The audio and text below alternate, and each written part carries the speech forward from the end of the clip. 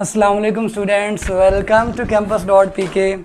आज हम लोगों का सेकेंड ईयर बायोलॉजी का सेकेंड डे है और आज मैं आप लोगों को वो जो कल मैंने आप लोगों को होम्योस्टेसिस का सॉफ्टवेयर समझाया था उसकी डिटेल, उसकी वर्किंग समझाऊंगा। इंशाल्लाह ताला आप लोगों को सारी समझ भी आएगी और मज़ा भी आएगा।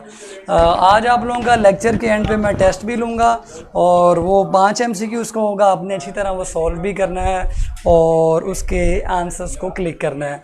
उससे आपको अंदाज़ा हो जाएगा कि हम campus.pk पे टेस्ट किस तरह से लिया करेंगे। सो जो न्यू कमर्स हैं उनके लिए बड़ा फ़ायदा होगा और जो पुराने हैं उनको तो पता ही है। उससे पहले मैं तमाम स्टूडेंट्स को जो कि ज्वाइन कर चुके हुए हैं या ज्वाइन करने वाले हैं उनको मैं वेलकम करता हूं। उम्मीद है तमाम स्टूडेंट्स खैर आफियत से होंगे, एंजॉय कर रहे होंगे, ठीक ठाक होंगे और क्या नाम है स्टडीज़ भी साथ साथ कर रहे होंगे। सो आज हमने काम करना है होम्योस्टेसिस की वर्किंग पे। होम्योस्टेसिस की वर्किंग कैसे होती है। सो ये हमारा टॉपिक है बायोलॉजी पार्ट 2 का और हमारा जो चैप्टर चल रहा है वो 15 है, 15। सो होम्योस्टेसिस कैसे काम करता है। अल्लाह ताला ने जो आपके अंदर ये बड़ा खूबसूरत एक निज़ाम रखा हुआ है, सॉफ्टवेयर रखा हुआ है, इसको इसका कंट्रोल किसके पास है। This is brought to you by a control system. Control system का काम है। कंट्रोल सिस्टम की डेफिनेशन लिखें 8। ये क्या करता है, ये आपकी बॉडी के अंदर चीज़ों को नैरो रेंज के अंदर रखता है। इट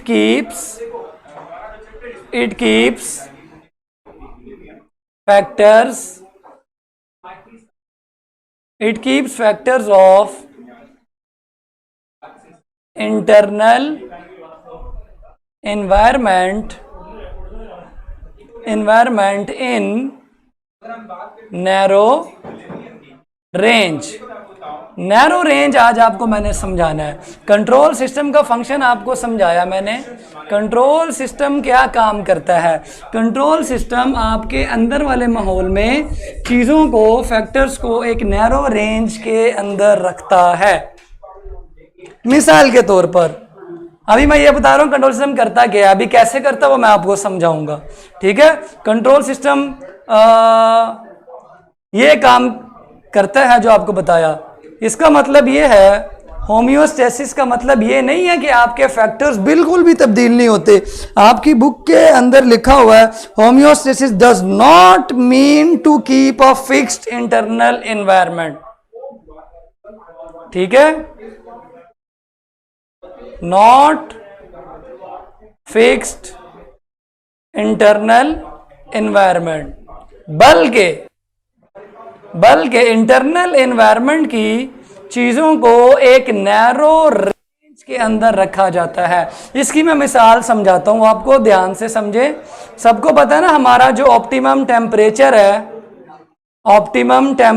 है वो कितना है 37, लेकिन एग्जैक्ट 37 नहीं है बच्चों, एग्जैक्ट 37 नहीं है। होम्योस्टेसिस का मतलब बिल्कुल नहीं है कि आपका टेम्परेचर एग्जैक्ट 37 पे रहे। अगर आपको ये पूरा चैप्टर मैं पढ़ाऊं तो मैं आपको इंशाल्लाह चैप्टर के एंड पे बताऊंगा कि जो आपके अंदर टेम्परेचर की रेंज होती है वो थोड़ी सी इससे ज़्यादा होती है। 36.1 से लेके 37.1 तक एक रेंज होती है। 36.1 से लेके 37.8 डिग्री तक ये एक रेंज है। मीन 37 से टेम्परेचर कम भी हो सकता है। ये अगर एक सेट पॉइंट है 37, सो इससे टेम्परेचर कम हुआ 36.9, 36.876, ये आ गया 36.1। तो हमारा ये जो कंट्रोल सिस्टम है ये इसको बढ़ा के दोबारा 37 पर ले जाएगा। या अगर इससे बढ़ना शुरू हो गया तो ये कहाँ तक जा सकता है, ये नॉर्मली 37.8 37.8 तक जा सकता है और 37.8 से इसको वापस 37 पर लाया जाएगा। ओके, तो आज हम पढ़ रहे हैं कंट्रोल सिस्टम जो होम्योस्टेसिस करवाता है। इसका आपको मैंने असल मतलब समझाया। होम्योस्टेसिस का ये मतलब बिल्कुल भी नहीं है कि चीजें बिल्कुल क्या हों, फिक्स हों। सो क्या लिखा मैंने? Not fixed. सो तमाम बच्चे कमेंट करें, चीजें फिक्स्ड नहीं होती। ठीक है, टेम्परेचर लो और हाई कैसे होगा? देखिए हमारी बॉडी के अंदर सम टाइम हीट ज्यादा पैदा होती है तो टेम्परेचर हाई होने लग जाता है, सम टाइम सर्दी हो जाती है, टेम्परेचर कम होने लग जाता है। सो ये चीजें होती रहती हैं। ठीक है, जो प्री इंजीनियरिंग के हैं ना, उनका ये लेक्चर नहीं है, वो अपने मैथ के लेक्चर का वेट करेंगे। नेक्स्ट लेक्चर आपका मैथ का होगा। ठीक है जी बच्चों, यहां तक क्लियर है कि आपकी तमाम चीजें नैरो रेंज में होंगी। ये थी एग्जाम्पल नंबर 1। एग्जाम्पल नंबर 2 समझाते हैं आपको। एग्जाम्पल नंबर 2 वाटर के लिहाज से समझाते हैं। वाटर के लिहाज से समझाते हैं। वाटर आपका बॉडी में चेंज होता रहता है। वाटर अवेलेबिलिटी कम या ज्यादा होती रहती है। वाटर अवेलेबिलिटी यानी कभी कभी बॉडी के अंदर ज्यादा पानी अवेलेबल होता है, कभी कभी पानी कम अवेलेबल होता है। सो वाटर अवेलेबिलिटी कम ज्यादा होती रहती है। सम टाइम आप जानवरों की तरह इतना पानी पी लेते हैं, इतना पानी पी लेते हैं, और सम टाइम पानी पीते कोई नहीं है। सो पानी की अवेलेबिलिटी आपकी बॉडी के अंदर कम या ज्यादा होती रहती है। सो होम्योस्टेसिस का मतलब ये नहीं है कि वो पानी की कंसंट्रेशन को फिक्स रखे। ना ना ना ना ना ना, होम्योस्टेसिस क्या करेगा? वो एक रेंज के अंदर रखेगा। रेंज क्या होगी? ना ही वो फ्लडिंग करने देगा, ना ही वो फ्लडिंग करने देगा। मीन क्या नाम है? ना ही बहुत ज्यादा पानी की कंसंट्रेशन हो जाएगी और ना ही बहुत कम हो जाएगी। जैसे आपकी बुक में लिखा हुआ है कि ना ही फ्लडिड होगा, और यानी अगर ज्यादा पानी की अवेलेबिलिटी, इतना पानी पी लिया तो ऐसा नहीं है कि आपके सेल्स फ्लडिड का शिकार हो जाएंगे, सैलाब आ जाएगा। ना ना ना ना ना ना, आपका कंट्रोल सिस्टम आपको बचा लेगा और ना ही डिहाइड्रेशन होने देगा। सो रेंज क्या होगी? रेंज समझते हैं, दो किस्म की कंडीशंस हैं। पहली कंडीशन, अगर आपके पास पानी की अवेलेबिलिटी ज्यादा है, अगर पानी बहुत ज्यादा बॉडी में आ गया है तो फिर क्या होगा? ठीक है, अबंडेंट सप्लाई अगर है, अगर पानी की सप्लाई अबंडेंट है तो कंट्रोल सिस्टम क्या करेगा? वो फ्लडिंग नहीं करने देगा, सेल्स की फ्लडिंग नहीं होने देगा। सारा पानी यूरिन की शक्ल में बाहर निकाल देगा, यूरिन की शक्ल में बाहर जो है वो निकाल देगा। अगर पानी की मिकदार बॉडी में कम है, आप लोग पानी पीते ही नहीं है, पानी आप लोग पीते ही नहीं है, बहुत ही प्यासे रहने की कोशिश करते हैं, अपनी बॉडी को किस कंडीशन में रखते हैं? ड्राई में। तो ये क्या करेगा? ये आपकी बॉडी को डिहाइड्रेट नहीं होने देगा, डिहाइड्रेशन नहीं होगी। सो ना फ्लडिंग होने देगा ना डिहाइड्रेशन। इसका मतलब आपका कंट्रोल सिस्टम आपके इंटरनल फैक्टर्स को एतदाल में रखता है। एतदाल का मतलब एवरेज रखता है, मीडियम में रखता है। ना बहुत ज्यादा बढ़ा देता है चीजों को, ना बहुत कम करता है, दरमियान में रखता है। देखिए ना, जब बहुत ज्यादा पानी की सप्लाई ज्यादा होती है तो सेल्स के आसपास पानी पानी पानी पानी, सेल्स मर सकते हैं, बर्स्ट हो सकते हैं, लेकिन कंट्रोल सिस्टम बर्स्ट होने नहीं देगा। कंट्रोल सिस्टम सारा पानी क्या करेगा? यूरिन में निकाल देगा। फिर उसको घंटे घंटे के बाद जो है ना वो यूरिन आ रहा होगा, उसने पिया जो है इतना ज्यादा, वो निकालना तो पड़ेगा ना। वो कंट्रोल सिस्टम जो है ना वो उसको निकाल रहा है ताकि पानी की मिकदार बॉडी में क्या रहे? एतदाल। और अगर उसने पानी पिया ही नहीं है फिर भी यूरिन आएगा? नहीं नहीं नहीं नहीं नहीं, फिर यूरिन नहीं आएगा उसको, फिर उसको बड़ी देर बाद यूरिन आएगा और बॉडी में पानी भी बनेगा ताकि उसकी बॉडी में डिहाइड्रेशन ना हो जाए। सो कंट्रोल सिस्टम का काम एग्जैक्ट रखना नहीं होता, कंट्रोल सिस्टम का काम थोड़ी थोड़ी ढील देना होता है, ना बहुत ज्यादा करना होता है ना बहुत कम, एवरेज रखना होता है। सो थोड़ी बहुत फ्लेक्सिबिलिटी रखते हैं क्योंकि सख्त चीजें अक्सर टूट जाया करती हैं, सख्त चीजें अक्सर टूट जाया करती हैं, इसलिए ये लचक, ये रेंज होनी चाहिए। ले जी, ये मैंने आपको कंट्रोल सिस्टम का फंक्शन बता दिया। आज आपको एक और चीज क्लियर हो गई कि हमारी इंटरनल कंडीशंस भी फिक्स नहीं है, फिक्स नहीं है, वो भी नैरो रेंज के अंदर थोड़ी बहुत ही 19-20 चलती रहती है। 19-20 का बड़ा अच्छा मैंने आपको वर्ड बोल दिया, 19-20 चलती रहती है। ठीक है, जिस तरह कीमतें होती है ना, समोसा भी कभी 15 रुपए का हो जाता है, कभी 12 रुपए का मिलता है, कभी 16, तो चीनी कभी 70 रुपए किलो, कभी 65 रुपए किलो, कभी 80 रुपए किलो। फिक्स कोई चीज नहीं होती, हल्की चीज, हल्की हल्की चीजें जो है वो होती जाती हैं। ठीक है, रमजान में जब हम फास्ट करते हैं तो कंसंट्रेटेड यूरिन पैदा होता है जी, बिल्कुल, लेकिन जो लोग बहुत ज्यादा पानी पीते हैं फिर उनको बार बार भी आ रहा होता है। ये मैथ्स जो सर पढ़ रहे हैं सर, इनकी आवाज़ आ रही है हमें डिस्टर्ब।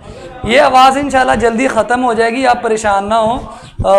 रूम्स ना हम बड़े कर रहे हैं और दूर दूर कर रहे हैं, इंशाल्लाह ये भी ख़त्म हो जाएगी। ठीक है, अब मैं आपको समझाता हूँ कि ये काम कैसे करता है, how it works, how it works, इसकी वर्किंग कैसे है। वर्किंग समझने के लिए आपको मैं समझाता हूं physical control system. Physical control system जो हमारा मशीन के अंदर लगा हुआ होता है, उसको फिर मैं बायोलॉजिकल कंट्रोल सिस्टम के साथ कंपेयर कर दूंगा। फिजिकल कंट्रोल सिस्टम काम करता है 3 कंपोनेंट्स के जरिए, 3 उसके कंपोनेंट्स के ज़रिए। सर कल मैंने लेक्चर नहीं लिया तो मैं कैसे लेक्चर लूँ? आप वहाँ पे जाके क्या करें, टेबल पे क्लिक करें, फुल टाइम टेबल पे जाएं, वहाँ पे टेबल पे क्लिक करें, आपको पता चल जाएगा। लें जी, कंट्रोल सिस्टम पे हम आ गए हैं और अब मैं आपको फिजिकल कंट्रोल सिस्टम बता रहा हूँ। इसका पहला जो कंपोनेंट होता है, कंपोनेंट्स, कंपोनेंट्स, पहला कंपोनेंट है रिसेप्टर। रिसेप्टर क्या करता है, ये किसी भी तब्दीली को डिटेक्ट करता है, किसी भी तब्दीली को ये डिटेक्ट कर लेता है और डिटेक्ट करके ये कहाँ भेजता है, सिग्नल भेजता है, सिग्नल भेजता है कंट्रोल सेंटर की तरफ। कंट्रोल सेंटर क्या करता है, इस चेंज को समझता है, प्रोसेसिंग करता है, प्रोसेसिंग करता है और एक फाइनल ऑर्डर भेजता है, फाइनल ऑर्डर भेजता है इस प्रॉब्लम का सलूशन जिसमें होता है, और वो ऑर्डर इफेक्टर तक जाता है। कहाँ तक जाता है? इफेक्टर को जब सिग्नल मिलता है तो इफेक्टर क्या करता है, रिस्पॉन्ड करता है। रिस्पॉन्स से वो जो प्रॉब्लम आई थी वो ठीक हो जाती है, वो जो प्रॉब्लम आई थी वो ठीक हो जाती है। इसकी मिसाल ऐसे है जैसे ये एक है एसी है और ये इन्वर्टर एसी है, ऑटोमेटिक एसी है, एसी है, ठीक है, ऑटोमेटिक है, ऑटोमेटिक। ये एक एसी कैसे काम करता है, अगर बाहर टेम्परेचर बढ़ जाता है, अगर बाहर टेम्परेचर बढ़ जाता है, गर्मी ज़्यादा हो जाती है, तो इस एसी के अंदर लगा हुआ होता है डिटेक्टर, रिसेप्टर लगा होता है, ये इस टेम्परेचर को बढ़ते हुए डिटेक्ट कर लेता है। डिटेक्ट करके इसका जो सिग्नल है वो जाता है कंट्रोल सेंटर की तरफ। कंट्रोल सेंटर क्या करता है, कूलिंग मैकेनिज्म ऑन कर देता है। कूलिंग मैकेनिज्म किससे ऑन होगी, इफेक्टर से, और इससे भी ठंडी हवा बाहर निकलती है, ठंडी हवा बाहर निकलती है, कूलिंग एयर बाहर निकलती है, ठीक है, कूल एयर बाहर निकलती है। सर कोई ऐप है पढ़ने की कैंपस से? बेटे ये वेबसाइट ही आपको समझाई जा रही है, इसी से ही पढ़ सकते हैं आप। चलें, ऑटोमेटिक एसी ये फैक्ट्रियों के अंदर जो है वो लगे होते हैं। अगर क्या हो, टेम्परेचर कम हो जाए, टेम्परेचर कम हो जाए, सर्दी हो जाए, तो यही वाली मशीन पता क्या करती है, सर्दी हो गई है, सर्दी के अंदर ये जो रिसेप्टर लगा हुआ है डिटेक्टर, ये टेम्परेचर की कमी को पता चलाता है, कंट्रोल सेंटर को भेजता है, सिग्नल भेजता है, कंट्रोल सेंटर प्रोसेसिंग करता है, अच्छा सर्दी हो गई है, ये फौरन से क्या करता है, वार्मिंग मैकेनिज्म ऑन कर देता है, हीटिंग मैकेनिज्म ऑन कर देता है, फिर ये गर्म हवा बाहर छोड़ता है, गर्म हवा बाहर छोड़ता है जिससे हीटर ऑन हो जाता है। यानी एक ही मशीन के अंदर ऑटोमेटिक ठंड, यानी कूलर भी लगा हुआ है और हीटर भी लगा हुआ है। तो 3 कंपोनेंट्स मिलकर काम कर रहे हैं। ठीक है जी। अब हम देखते हैं कि बायोलॉजिकल कंट्रोल सिस्टम किस तरह काम करता है। बायोलॉजिकल कंट्रोल सिस्टम भी बिल्कुल फिजिकल कंट्रोल सिस्टम की तरह काम करता है। फिजिकल कंट्रोल सिस्टम की तरह काम करता है, वो समझाते हैं। ये देखें बच्चों, ये आप हैं या मैं हूं, ये आप या मैं हैं, जो भी है। ये स्किन है, ये कौन है? स्किन। स्किन रिसेप्टर है। स्किन क्या है बच्चों? रिसेप्टर है। इसको डिटेक्टर भी कहते हैं। स्किन के अंदर रिसेप्टर लगे हुए हैं। गर्मी होती है जी, टेम्परेचर हाई हो जाता है, टेम्परेचर हाई हो जाता है मीन गर्मी हो जाती है। तो स्किन के अंदर जो रिसेप्टर जो लगे हुए हैं, इनसे मैसेज जाता है, सिग्नल जाता है, सिग्नल जाता है प्रोसेसर की तरफ, कंट्रोल सेंटर। कंट्रोल सेंटर दिमाग के अंदर है, दिमाग के अंदर है। ये दिमाग है, इस दिमाग के अंदर कंट्रोल सेंटर पड़ा हुआ है। और कंट्रोल सेंटर थर्मोस्टेट है, हाइपोथैलेमस की शक्ल में। हाइपो, बल्कि यहाँ नहीं लिखते, हम बाहर लिखते हैं। यहाँ पे हाइपोथैलेमस मौजूद है जो कंट्रोल सिस्टम का काम करता है। हाइपोथैलेमस आप लोगों ने मैट्रिक में पढ़ा होगा, ये थर्मोस्टेट का काम करता है, यानी कंट्रोल सिस्टम का काम करता है थर्मोस्टेट। ये क्या करता है? ये इस डिटेक्ट हुई हुई चेंज को प्रोसेस करता है और फौरन से एक सिग्नल भेजता है, एक सिग्नल भेजता है हमारे स्किन के अंदर मौजूद स्वेट ग्लैंड्स को, जिससे हमें पसीना आना शुरू हो जाता है। और जब स्वेट ग्लैंड एक्टिवेट होते हैं तो पसीना आता है। पसीना आने के बाद जब वो पसीना उड़ता है तो हमें कूलिंग मिलती है। देखें, टेम्परेचर हाई हुआ, डिटेक्ट किया रिसेप्टर ने, इसको डिटेक्टर भी कहते हैं। मैसेज गया कहाँ पे? हाइपोथैलेमस के पास, जो कि एक कंट्रोल सेंटर है। कंट्रोल सेंटर से फिर वापस मैसेज आया ग्लैंड्स तक। ग्लैंड्स के हैं? इफेक्टर हैं। ग्लैंड्स फिर क्या करेंगे? पसीना पैदा करेंगे, और पसीना पैदा करने से क्या होगा? कूलिंग इफेक्ट मिलेगा। जब आप पंखे के नीचे पसीना सुखाएंगे तो आपको कूलिंग इफेक्ट मिलेगा। इस तरह बायोलॉजिकल सिस्टम जो है वो काम करता है। ठीक है बेटे, आप वो वाली आवाज ना सुने, आप सिर्फ मेरी आवाज पे तवज्जो दें। अल्लाह ताला ने देखो कितना प्यारा निज़ाम रखा हुआ है कंट्रोल सिस्टम का, जो ऑटोमेटिक कूलिंग और ऑटोमेटिक जो है वो हमारी हीटिंग बॉडी में कर सकता है। हमें जो है कोई भी प्रॉब्लम फेस नहीं करनी पड़ती। ठीक है, मुस्तजाब साहब क्या फरमा रहे हैं? हाँ जी सर, कंट्रोल सेंटर कौन से होते हैं बॉडी में? मैंने बता दिया, हाइपोथैलेमस बड़ा मशहूर कंट्रोल सेंटर है। ठीक है, तो ये कंट्रोल सेंटर इफेक्टर तक सिग्नल भेजता है। तो जनाब ठंड ऑन करो, गर्मी लग रही है, हमारी बॉडी का ऑटोमेटिक एसी ऑन हो जाता है। ठंड लग रही है, हमारी बॉडी में ऑटोमेटिक हीटर ऑन हो जाता है। दोनों चीजें हमारी बॉडी में रखी हुई हैं। क्लियर हो गया? This is the biological example जो मैंने आपको समझा दी। फिजिकल से मैंने इसको कंपेयर किया और बायोलॉजिकल एग्जाम्पल मैंने आपको एक्सप्लेन कर दी। रिसेप्टर कौन था? स्किन के अंदर पड़े थे, स्किन। और कंट्रोल सेंटर कौन है? थर्मोस्टेट, जो कि हाइपोथैलेमस में है, दिमाग में है। दिमाग से सिग्नल कहाँ आता है? इफेक्टर तक। इफेक्टर कौन है? Sweat gland. और भी हो सकते हैं, डिपेंड करता है कि वो कौन सा मैकेनिज्म ऑन कर रहे हैं। ओके बच्चों, वर्किंग पता चल गई। यानी हर चीज पहले पता लगाई जाती है, प्रॉब्लम क्या है, कुछ तो गड़बड़ है। तो जो गड़बड़ होती है उसको रिसेप्टर पता चलाता है। बेटे एक मैसेज को एक मर्तबा करें, वरना जो है आपको मैनेजमेंट रिमूव कर देगी। जी बिल्कुल, हमारी बॉडी में एसी भी है और हीटर भी है, वही तो होम्योस्टेसिस है। सर स्वेटिंग के जरिए वेस्ट रिमूव होते हैं? बिल्कुल नहीं होते, थोड़े बहुत होते हैं लेकिन उसको हम काउंट नहीं करते। बेटे एक बार बार ना कमेंट्स करें, ये जैन इसको देखिए जरा। चलें जी, अब ये सारा मैंने आपको समझाया है। This is the example of feedback mechanism. Feedback की 2 टाइप्स होती है, एक होता है पॉजिटिव और एक होता है नेगेटिव। जब एक आउटपुट बढ़ जाती है तो उसको हम पॉजिटिव फीडबैक कहते हैं।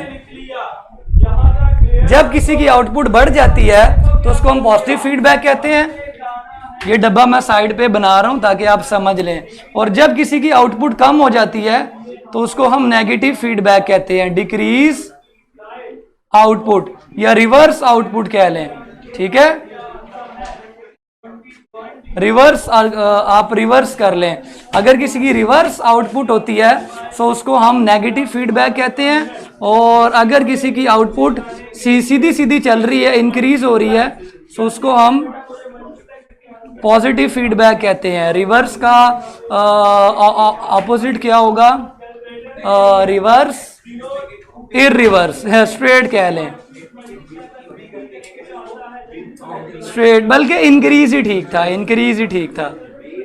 ठीक है, किसी की अगर ये आउटपुट उसकी इनपुट की बेस पे बढ़ जाए तो वो पॉजिटिव फीडबैक होता है, और अगर रिवर्स हो जाए तो नेगेटिव। अब जो मैंने आपको मिसाल दी है ये कौन सी फीडबैक है? सिर्फ मैंने आपको कॉन्सेप्ट दिया है और क्वेश्चन आपसे पूछ लिया है। हाँ जी, देखें इसमें रिवर्स हो रहा है या उसी तरह चल रहा है? ये पॉजिटिव थी कि नेगेटिव थी जो मैंने आपको मिसाल दी? हाँ जी बेटे, जो टीचर्स होते हैं वो टीचर्स ही होते हैं। सो टीचर्स की फरमाबरदारी करना आप पे फ़र्ज होता है, वरना अल्लाह नाराज़ हो जाता है। सो इस तरह की कमेंटिंग ना करें। ठीक है, हाँ जी बच्चों, जल्दी से कमेंट्स कर दें। ये जो मैंने आपको बताई है ये कौन सी है, पॉजिटिव या negative? What is cooling effector? Cooling effector sweat glands होते हैं। ठीक है, अच्छा जी, पॉजिटिव पॉजिटिव पॉजिटिव, न्यूट्रल, माशाल्लाह, negative positive, negative. Sir negative feedback क्या होता है? अभी तो बताया मैंने, अगर किसी की आउटपुट रिवर्स हो जाए उसको नेगेटिव फीडबैक कहते हैं। सो बच्चों ये नेगेटिव फीडबैक था, क्यों? क्योंकि गर्मी डिटेक्ट करके ठंड पैदा कर रहे हैं, रिवर्स हो रहा है, और ठंड डिटेक्ट करके गर्मी पैदा होती है, रिवर्स हो रहा होता है, इसलिए हम इसको नेगेटिव कहते हैं। फीडबैक का एक आसान सा तरीका मैंने आपको बताया, जब आप किसी भी आउटपुट को बढ़ाते हैं तो वो पॉजिटिव फीडबैक होता है, जब कम करते हैं तो नेगेटिव है। ठीक है, तो ये वाला जो फीडबैक था जो मैंने आपको सारा समझाया ये नेगेटिव है, इसमें रिवर्स हो रहा है। इसमें क्या हो रहा है? रिवर्स। जब यहाँ पे गर्मी ऑन होती है, गर्मी लगती है आपको, तो आपके अंदर कूलिंग ऑन हो जाती है, रिवर्स रिवर्स। अब बताएं क्या है जी? नेगेटिव। क्या बच्चों? ये नेगेटिव। वेरी गुड, जिसने सही कहा उसको शाबाश दे दें, ऐसे अपने आप को शाबाश दे लें। ठीक है, चलें जी, ये नेगेटिव है। आज का आखिरी point, levels of control system. Control system किस किस लेवल पर प्रेजेंट होता है? कंट्रोल सिस्टम बच्चों दो लेवल्स पर प्रेजेंट होता है। एक ऑर्गेनिज्म लेवल पर प्रेजेंट होता है जो पूरी बॉडी के अंदर कंट्रोल कर रहा होता है, और एक सेल लेवल पर प्रेजेंट होता है, एक सेल लेवल पर प्रेजेंट होता है।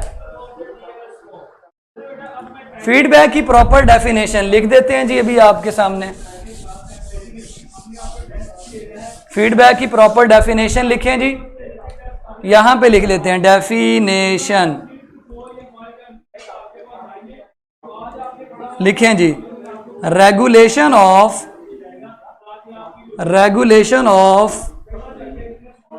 आउटपुट ऑफ अ mechanism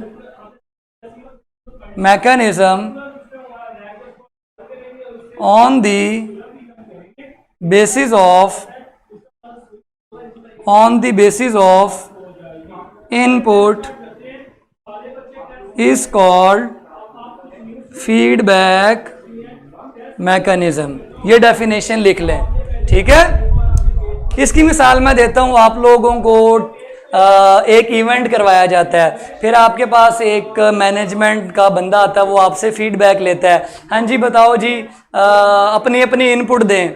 अपनी अपनी इनपुट दें, इवेंट में क्या क्या होना चाहिए, क्या तब्दीली होनी चाहिए। आप कहते हैं जी फलानी चीज़ तब्दील कर दें, फलानी ऐसे कर दें, फलानी ऐसी कर दें, वो बंदा वापस जाता है और अपने इवेंट के अंदर वो तब्दीलियाँ करता है, अपने आउटपुट के अंदर वो तब्दीलियाँ करता है, वो उसका फीडबैक है, वो उसका क्या है, फीडबैक है। ठीक है जी।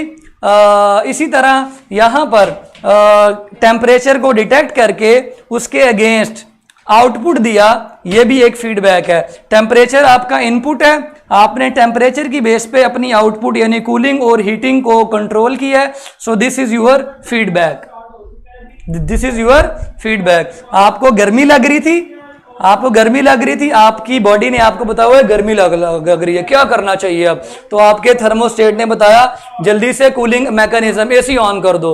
वो एसी का ऑन करना, आउटपुट का बढ़ाना और उसको कंट्रोल करना, ये फीडबैक है। ठीक है जी। फीडबैक पॉजिटिव भी होता है जब आप किसी चीज को बढ़ा देते हैं, और नेगेटिव भी होता है। अब पॉजिटिव फीडबैक क्या होता है, मसलन मैंने आपसे फीडबैक लिया, मैंने आपसे फीडबैक लिया और आपको मैंने कहा बच्चों आज से आप सब ने अच्छी तरह पढ़ाई करनी है, आज से आपने अच्छी तरह पढ़ाई करनी है। मैंने अगले दिन फिर कहा आपने अच्छी तरह पढ़ाई करनी है। अब मैं आपको कहता जा रहा हूँ अच्छी तरह पढ़ाई करें। कुछ बच्चे जो है ना वो मेरी बात मानेंगे और पॉजिटिव फीडबैक देंगे, वो पढ़ना शुरू कर देंगे, और जो नहीं मानेंगे, जो रिवर्स हो जाएंगे, नहीं हमने तो नहीं पढ़ना, वो नेगेटिव फीडबैक हो जाएगा। ठीक है। तो आपकी बॉडी को गर्मी लग रही है और आपकी बॉडी बदले में क्या कर रही है, कूलिंग, तो ये नेगेटिव फीडबैक है, उलट कर रही है। ठीक है जी। पॉजिटिव फीडबैक ही मैंने दे दी, मैं आपको मना कर रहा हूं कि ये काम ना करें, आप फिर भी किए जा रहे हैं, वही काम कर रहे हैं जिससे मना कर रहे हैं, रिवर्स नहीं हो रहे। ठीक है। तो वो पॉजिटिव फीडबैक है। मैं कह रहा हूं पढ़े, आप पढ़ रहे हैं, मैं कह रहा हूं ना पढ़े, आप नहीं पढ़ रहे, ये पॉजिटिव है। ठीक है जी। मैंने कई मरतबा रिपीट कर दी, अब भी अगर आपने रिपीट करवाना है तो आप ये लेक्चर दोबारा सुन लें, ये चैप्टर नंबर 17 के अंदर दोबारा आएगा, फीडबैक मैकेनिज्म डिटेल के साथ। आप तो मुझसे पूरा लॉन्ग क्वेश्चन करवा रहे हैं, ये लॉन्ग क्वेश्चन नहीं है, ये तो सिर्फ यहाँ पे एक लाइन लिखी हुई है, एक लाइन को मैंने 10 मिनट एक्सप्लेन कर दिया, अब मैंने बहुत आसान करके आपको समझा दिया। ठीक है। बॉडी पसीना बना के कूलिंग कर रही है। जब आप पसीना आता है, आप पंखे के सामने बैठते हैं तो पसीना उड़ता है, तो आपको ठंड लगती है, ठंड लगती नहीं है, बस आपकी बॉडी का टेम्परेचर नॉर्मल हो जाता है। ले जी, अब नॉर्मल, ये दो चीजें समझ लें। ऑर्गेनिज्म लेवल, ये आपकी बुक में डायग्राम बनी हुई है, ये आपकी बॉडी है पूरी की पूरी। जो ऑर्गेनिज्म लेवल पर कंट्रोल सिस्टम काम कर रहा है वो ये वाला है, ये कंट्रोल सिस्टम आपके ऑर्गेनिज्म लेवल पर काम, ये एक्सटर्नल इन्वायरमेंट है और ये बॉडी का इंटरनल इन्वायरमेंट है। ये वाला कंट्रोल सिस्टम ऑर्गेनिज्म लेवल पर है। और अगर हम किसी सेल के हवाले से बात करें, ये दो सेल्स हैं, एक ये सेल है और एक ये सेल है। अब एक सेल का इंटरनल इन्वायरमेंट है और ये सेल का एक्सटर्नल इन्वायरमेंट है। बॉडी का ये इंटरनल ही है, लेकिन सेल के लिहाज से ये इंटरनल बन गया। तो सेल ने भी अपना यहाँ पे एक कंट्रोल सिस्टम लगाया हुआ है, जो सेल के अंदर चीज़ों को नैरो रेंज के अंदर रखता है। तो सेल के अंदर भी चीज़ें कम ज़्यादा नहीं होनी चाहिए, बल्कि एक नैरो रेंज में रहनी चाहिए। जितनी सेल के अंदर ज़रूरत है वो उतनी ही चीज़ रहे। तो ये सेल लेवल पर कंट्रोल सिस्टम मौजूद है। सो हमारी पूरी बॉडी के अंदर भी कंट्रोल सिस्टम काम कर रहे हैं और हर सेल के अंदर भी कंट्रोल सिस्टम अल्लाह ताला ने लगाए हुए हैं, फिट किए हुए हैं। हमारी बॉडी में ग्लूकोज लो हो रही है तो बॉडी उसे कंट्रोल कर दे तो पॉजिटिव, और अगर लो हो जाए तो नेगेटिव। जी बिल्कुल, इस तरह भी आप कर सकते हैं। बस आपने ये समझना है कि रिवर्स हो जाए। अगर बॉडी में ग्लूकोज कम है उसको बढ़ा दिया जाए, ठीक है, वो तो पॉजिटिव है। अगर ग्लूकोज बढ़ी हुई है उसको कम कर दिया जाए तो नेगेटिव है। ठीक है। अच्छा जी, इसमें से आपने याद क्या करना है, आपने कंट्रोल सिस्टम के कंपोनेंट्स के नाम याद करने हैं। कंट्रोल सिस्टम के कंपोनेंट्स के नाम और उनके फंक्शन याद करने हैं बस। रिसेप्टर का फंक्शन, कंट्रोल सेंटर का फंक्शन और इफेक्टर का फंक्शन याद करना है। और ये डायग्राम देख लें, इसमें आपको एक कंट्रोल सिस्टम एक्सटर्नल बॉडी का पूरा सिस्टम है ऑर्गेनिज्म लेवल पर, जो ऑर्गेनिज्म के बाहर वाले माहौल में आने वाली तब्दीलियों को डिटेक्ट करके इसको कंट्रोल कर रहा है। और बॉडी का अंदर वाला माहौल सेल का बाहर वाला माहौल बन जाता है। तो सेल ने भी अपने आप को होम्योस्टेसिस के लिहाज से कंट्रोल रखना होता है। सो ये वाली जो छोटी छोटी चाबियां हैं ये भी कंट्रोल सिस्टम है और ये सेल लेवल पर है। सो 2 लेवल्स के ऊपर कंट्रोल सेंटर्स मौजूद है। सो इतना ज़्यादा मैंने एक्सप्लेन कर दिया, अभी भी पर परेशान नहीं होना। फीडबैक चैप्टर नंबर 17 में इससे भी ज़्यादा होगा। सो तब हम और ज़्यादा इंशाल्लाह एक्सप्लेन करेंगे, तब तो मैं इंशाल्लाह खोल ही दूंगा। मतलब सर बॉडी स्वेट होने लगे तो मतलब इसमें बात तो पॉजिटिव होना चाहिए, बात मान ले तो ये पॉजिटिव होना चाहिए। ये आपकी जुमले की मुझे समझ नहीं आई। चलें जी अब आपका एमसीक्यूज का टेस्ट स्टार्ट करते हैं। जितनी एक्सप्लेनेशन चाहिए थी मैंने ज़्यादा दी थी, इतनी ज़रूरत नहीं है। मेन चीज़ें आपको इसके 3 कंपोनेंट्स का पता होना। ये डायग्राम भी नहीं थी, मैंने आपको बना के दिखा दी। लेवल्स भी आपको बता दिए, 2 लेवल है। लेवल नंबर 1 ऑर्गेनिज्म लेवल और लेवल नंबर 2 सेल लेवल। ठीक है। एंडोथर्मिक वो होता है जो अपनी बॉडी के अंदर खुद से हीट पैदा भी कर सकता है अपनी बॉडी के अंदर। ठीक है सर जी। रिवर्स कैसे है? गर्मी सर्दी रिवर्स है। अब इतना आसान समझा दिया, बंदे को गर्मी लग रही है ना, बाहर वाले माहौल में गर्मी है और आपका अंदर वाला माहौल ठंड पैदा कर रहा है, तो ठंड गर्मी से क्या है? उलट, रिवर्स। थर्मोस्टेट एक ऐसा है जो टेम्परेचर को कंट्रोल करता है, वो हमारा हाइपोथैलेमस है। हर चीज़ का कंट्रोल अल्लाह ने हमारी बॉडी में फिट कर दिया। ले जी अब मैं आपका टेस्ट स्टार्ट कर रहा हूँ। टेस्ट का आप लोगों ने अच्छी तरह आंसर करना है और मुझे यहाँ तक इजाज़त दें। इंशाल्लाह हम मिलेंगे कल नेक्स्ट लेक्चर के साथ, ऑस्मो रेगुलेशन के साथ। इतनी ज़्यादा डिटेल्स जो हैं वो आमतौर पर की नहीं जाती, लेकिन आप लोग मेरे अच्छे अच्छे भाई हैं, छोटे छोटे भाई बहन हैं, तो मैंने आपके सारे सवालों के जवाब देने की कोशिश की है। आप लोगों के ज़हन में जो आया आप पूछते चले गए, हालांकि वो आपके बोर्ड के लिहाज से इंपॉर्टेंट है भी नहीं। और इंपॉर्टेंट सिर्फ क्या, ये 3 कंपोनेंट्स हैं। ऑर्गेनिज्म का लेवल आपका पूरी बॉडी का लेवल है और सेल का लेवल एक छोटे से इतने से का लेवल है। लें जी, तो गर्मी आई तो ठंड पै गई, ये रिवर्स है। बिल्कुल ठीक कह रहे हैं आप, इसको उलट मैकेनिज्म कहते हैं, ये नेगेटिव फीडबैक है। इंशाल्लाह हम कल यहीं से कंटिन्यू करेंगे। अगर आपको फीडबैक अभी भी समझ नहीं आया तो कोई मसला नहीं, चैप्टर 17 के अंदर फीडबैक का एक पूरा लॉन्ग क्वेश्चन है, हम तब इसको अच्छी तरह एक्सप्लेन करेंगे। तब तक के लिए, बल्कि कल तक के लिए मुझे इजाज़त दें, अपना ख्याल रखें। और मैं आपकी स्क्रीन पर टेस्ट शो कर रहा हूँ, आप उस टेस्ट को जल्दी से सॉल्व कर लें। ठीक है जी, टेस्ट आपकी स्क्रीन पे शो हो जाएगा। ठीक है, लें जी, टेस्ट शो हो गया है, आप लोग इसको सॉल्व कर लें और मुझे इजाज़त दें। इंशाल्लाह हम मिलेंगे कल नेक्स्ट लेक्चर के साथ। तो कल तक के लिए अल्लाह हाफिज़।